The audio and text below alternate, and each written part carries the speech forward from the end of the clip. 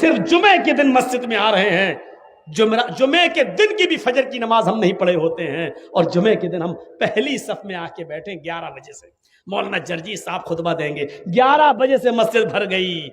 حضرت عمر فاروق رضی اللہ تعالیٰ عنہ نے ایک بار فجر کی نماز پڑھائی, اور فجر کی نماز پڑھانے کے بعد جب سلام پھیرا تو کیا دیکھا کہ ایک آدمی کی فجر کی نماز میں ایک رکعت چھوٹ گئی. یعنی وہ بعد میں آیا تھا, حضرت عمر ایک رکعت پڑھا چکے تھے, وہ بعد میں آیا تو ایک رکعت میں شامل ہو گیا. تو اب جب سلام پھیرا جائے گا تو ایک رکعت بعد میں پڑھے گا نا, وہ پوری کرے گا.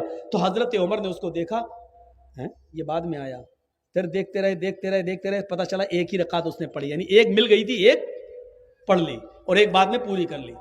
حضرت عمر نے اس کو کچھ نہیں کہا. جب باہر نکلے تو خفیہ جو CID ہوتی ہے, خفیہ CID جو گپت طریقے سے پتہ لگا کے خبر دیتی ہے کہ یہاں اسلام کے خلاف یہ لوگ ہیں, یہ षڈینتر رچ رہے, تو خفیہ CID کو بلایا اور کہا کہ دیکھو وہ آدمی جو وہ دیکھو, وہ کہا ہاں دیکھا, اس کا نام ڈائری پہ نوٹ کرو. CID نے نوٹ کر لیا. کہا کہ اس کے بارے میں پتہ لگانا یہ روز دیر سے آتا ہے یا آج ہی دیر سے آیا ہے, نظر رکھنا. میں تو دوسری بستی میں دوسرے علاقے میں جا رہا ہوں, کل بھی دیکھنا اور پرسوں بھی دیکھنا. اگر کل بھی دیر سے آیا اور پرسوں بھی دیر سے آیا, اگر یہ 3 دن دیر سے آیا تو میں اس کو سزا دوں گا. CID نے کہا کیا سزا دیں گے؟ کہا میں اس کا داہنا ہاتھ کاٹ دوں گا اور بایاں پیر, یا دایاں پیر کاٹ دوں گا اور بایاں ہاتھ. ہم اس کا ایک ہاتھ کاٹیں گے اور اس کا ایک پیر کاٹ دیں گے. اگر دایاں ہاتھ کاٹیں گے تو بایاں پیر, اور بایاں ہاتھ کاٹیں گے تو دایاں پیر, اس کو خلاف سے ہم کاٹ دیں گے, ہم اس کو یہ سزا دیں گے. کہا امیر المومنین کیوں؟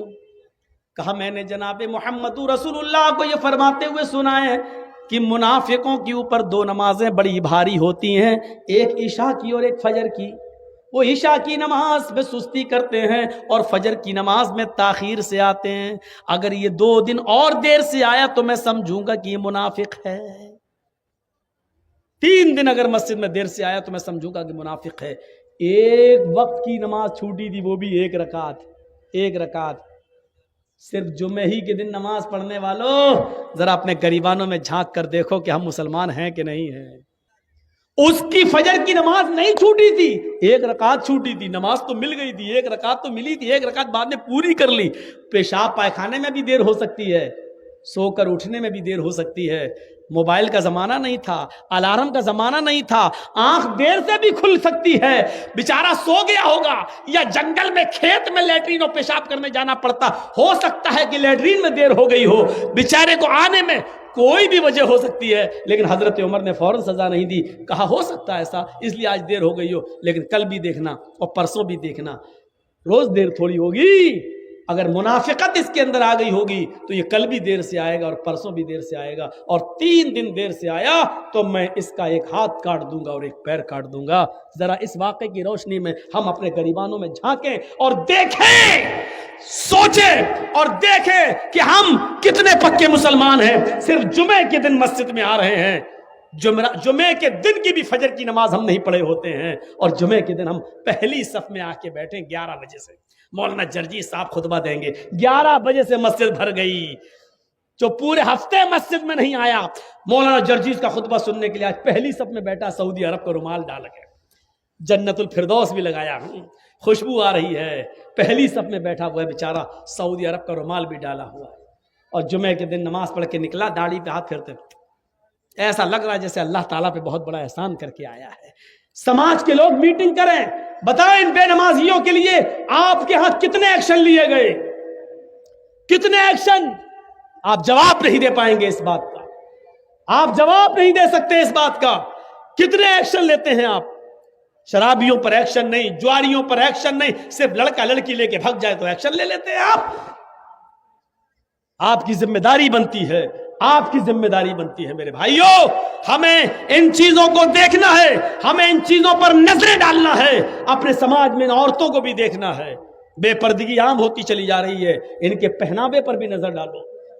اللہ کے نبی نے فرمایا نساء کاسیات عاریات ممیلات و مائلات, ایک ایسا زمانہ آ جائے گا کہ تم عورتوں کو دیکھو گے کہ بظاہر تو وہ کپڑے پہنے ہوئے ہوں گی لیکن حقیقت میں وہ کپڑے نہیں ہوں گے، وہ اندر سے برہنہ ہوں گی، اندر سے ننگی ہوں گی۔ دیکھ لیجیے آپ ہاف آستین کے کپڑے پہن رہی ہیں آپ، جو غیر شادی شدہ ہے، جن کی شادی نہیں ہوئی، وہ شلوار سوٹ پہنتی ہیں، آستینیں کھلی ہوئی ہیں، دوپٹہ بھی اب سر پہ نہیں رہا۔ اللہ کے رسول جب معراج پہ گئے تو آپ نے دیکھا کہ کچھ عورتوں کو سر کے بال پکڑ کر ایک درخت سے لٹکا دیا گیا جہنم کے اندر، اور ان کو الٹا الٹا ان کو گھمایا جا رہا ہے، اور ان کے ہاتھ پیچھے سے باندھ دیے گئے ہیں، اور ان کے دونوں سینوں میں، عورتوں کے دونوں سینوں میں کھنجر ڈھونک دیے گئے ہیں، یہاں سے اور یہاں نکال لیا گیا ہے، یہاں سے کھنجر ڈالا، یہاں نکالا گیا ہے۔ پوچھا اللہ کے نبی نے، جبریل یہ کون عورتیں ہیں جن کو اتنا دردناک جہنم میں عذاب دیا جا رہا ہے، جن کے سر کے بال پکڑ کر ان کو لٹکا دیا گیا ہے اور ان کے سینوں میں کھنجر چبھو دیے گئے ہیں؟